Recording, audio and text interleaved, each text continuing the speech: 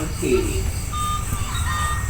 Assalamualaikum warahmatullahi wabarakatuh. Perkenalkan, nama saya Rahman Gresik Smita dengan NIM 2019 1020 1080. Kali ini saya akan berkesempatan menjelaskan tentang penjelasan sistem bilangan dan konversinya, aljabar dan simplikasi boolean, gerbang logika, SOP dan POS, serta Karnaugh Map.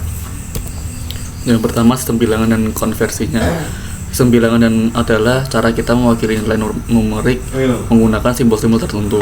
Ada beberapa jenis sistem bilangan yang sering digunakan, yaitu sistem bilangan desimal, biner, oktal, dan hexadesimal. Berikut ini adalah penjelasan tentang sistem bilangan tersebut beserta cara konversinya. Yang pertama, ada sistem bilangan desimal. Sistem bilangan desimal adalah sistem bilangan yang paling umum digunakan. Pada sistem bilangan ini kita menggunakan 10 simbol angka, yaitu 0, 1, 2 sampai 9 untuk mewakili nilai numerik. Setiap digit di posisi berbeda memiliki nilai yang berbeda pula, mulai dari 0 pada posisi paling kanan hingga 10 pangkat n pada posisi paling kiri. Sebagai contoh, angka 1, 2, 3, 4, 5 pada sistem bilangan desimal dapat dilihat sebagai berikut. Selanjutnya ada cara konversi dari bilangan desimal ke sistem bilangan lainnya adalah dengan menggunakan metode pembagian berulang. Misalnya, untuk mengkonversi angka desimal 25 menjadi angka biner, kita dapat menggunakan langkah-langkah berikut. Bagi 25 dengan 2, hasilnya adalah 12 dengan sisa 1. Dalam kurung 25 kali sama dengan 12 kali 2 tambah 1, dan seterusnya. Yang selanjutnya ada sistem bilangan biner. Sistem bilangan biner adalah sistem bilangan yang hanya menggunakan dua simbol angka, yaitu 0 dan 1. Pada sistem bilangan ini, setiap digit di posisi berbeda memiliki nilai yang berbeda pula, mulai dari 0 pada posisi paling kanan hingga 2 pangkat n pada posisi paling kiri. Sebagai contoh, angka 1011 pada sistem bilangan biner dapat ditulis sebagai berikut. Untuk cara konversi dari sistem bilangan biner ke sistem bilangan desimal juga menggunakan metode pembagian berulang. Misalnya, untuk mengonversi angka biner 1111.001 menjadi angka desimal, kita dapat menggunakan langkah-langkah sebagai berikut. 1 kali 2 pangkat 4 ditambah 1 kali 2 pangkat 3 ditambah 0 kali 2 pangkat 2 ditambah 0 kali 2 pangkat 1 ditambah 1 kali 2 pangkat 0 sama dengan 16 tambah 8 tambah 0 tambah 0 tambah 1 sama dengan 25. Yang selanjutnya yaitu ada aljabar dan simplikasi boolean. Aljabar boolean adalah cabang matematika yang menggunakan logika boolean untuk mempresentasikan masalah dan memecahkan masalah dengan cara yang sistematis. Simplikasi boolean adalah proses menyederhanakan persamaan boolean yang kompleks menjadi bentuk yang lebih sederhana dan mudah dipahami. Dalam simplifikasi boolean ada beberapa teknik yang digunakan untuk menyederhanakan persamaan boolean. Beberapa teknik tersebut antara lain adalah identitas boolean, atau yang bisa diartikan dalam identitas boolean, persamaan boolean disederhanakan dengan menggunakan identitas logika boolean. Contoh identitas boolean adalah A tambah 0 sama dengan A, dan A dikali 1 sama dengan A. Yang selanjutnya ada hukum asosiatif. Hukum asosiatif digunakan untuk mencegah urutan operasi pada persamaan boolean yang mengandung operator OR atau AND. Contohnya adalah dalam kurung A plus B tambah C sama dengan A tambah dalam kurung B plus C, dan A kali B kali C sama dengan A kali dalam kurung B kali C. Yang selanjutnya adalah hukum komutatif. Hukum komutatif digunakan untuk menukar posisi operan pada persamaan boolean yang mengandung operator OR atau AND. Contohnya A plus B sama dengan B plus A, dan A kali B sama dengan B kali A. Yang selanjutnya ada hukum distributif. Hukum distributif digunakan untuk menyederhanakan persamaan boolean yang mengandung kombinasi operator OR dan AND. Contohnya adalah A dikali dalam kurung B plus C sama dengan dalam kurung A kali B plus dalam kurung A kali C. Dan selanjutnya ada hukum De Morgan. Hukum De Morgan digunakan untuk mengubah operator not pada persamaan boolean. Contohnya adalah not dalam kurung A plus B sama dengan not A kali not B, dan not dalam kurung A kali B sama dengan not A plus not B. Contoh simplifikasi boolean adalah, misalkan kita memiliki persamaan boolean A kali B tambah A kali dalam kurung not B, kita dapat menyederhanakan persamaan tersebut dengan menggunakan hukum distributif. Kemudian kita dapat menggunakan hukum De Morgan sebagai berikut, dan akhirnya kita dapat menggunakan hukum De Morgan sekali lagi untuk mendapatkan persamaan yang lebih sederhana, dan hasilnya bisa dilihat di bawah ini. Dan selanjutnya ada gerbang logika. Gerbang logika adalah suatu elemen elektronik yang menghasilkan keluaran berdasarkan kondisi masukan atau inputannya.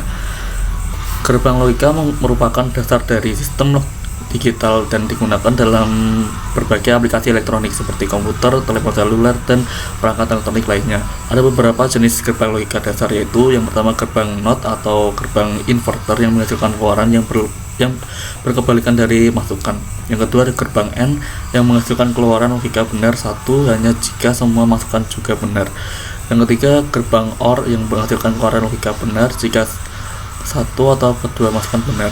Yang selanjutnya ada gerbang XOR atau exclusive OR yang menghasilkan keluaran logika benar jika salah satu masukan benar namun tidak keduanya.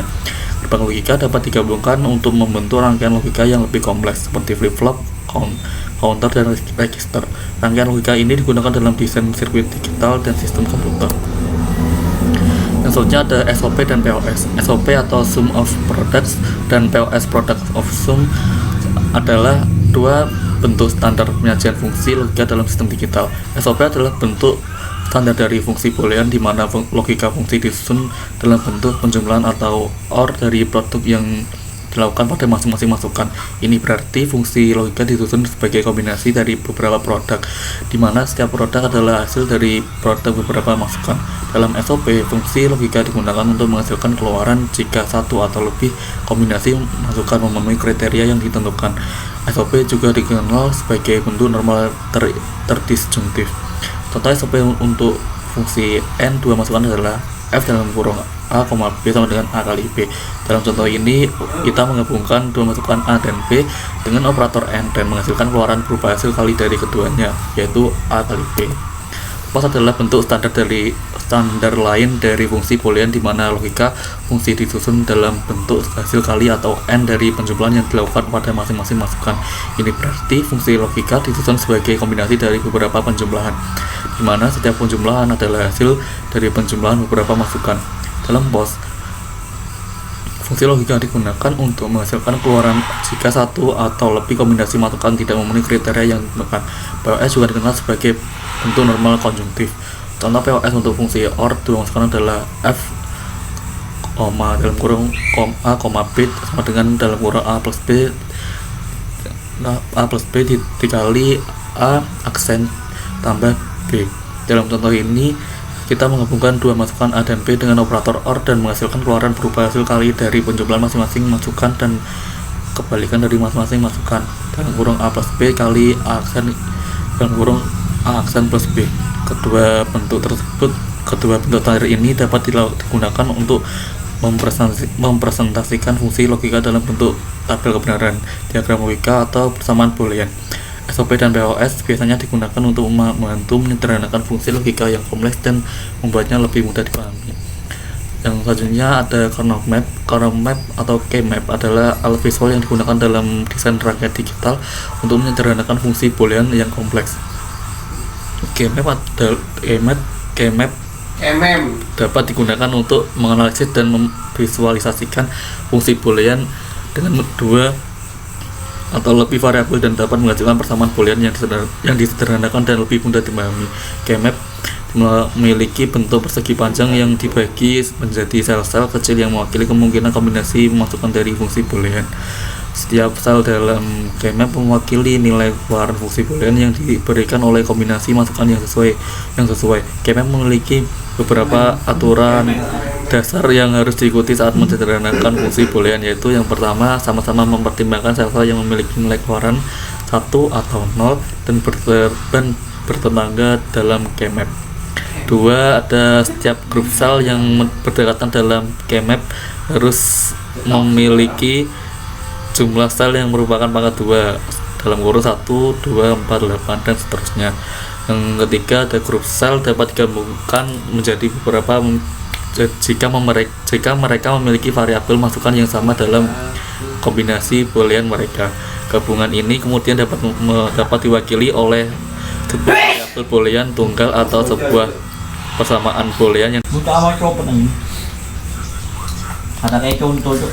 contoh penggunaan keymap. Misalnya jika kita memiliki fungsi boolean f dalam kurung abc sama dengan sigma dalam kurung 1, 3, 4, 6, kita dapat mempresentasikan fungsi ini dalam keymap berikut.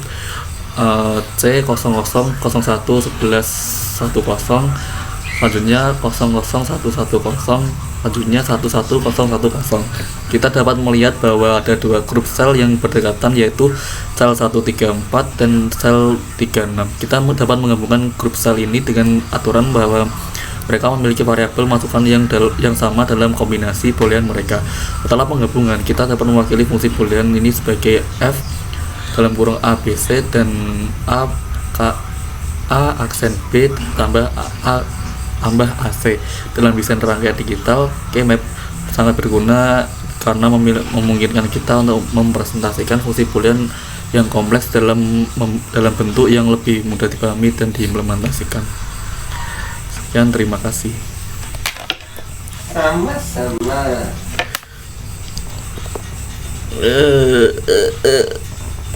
Panas dalam.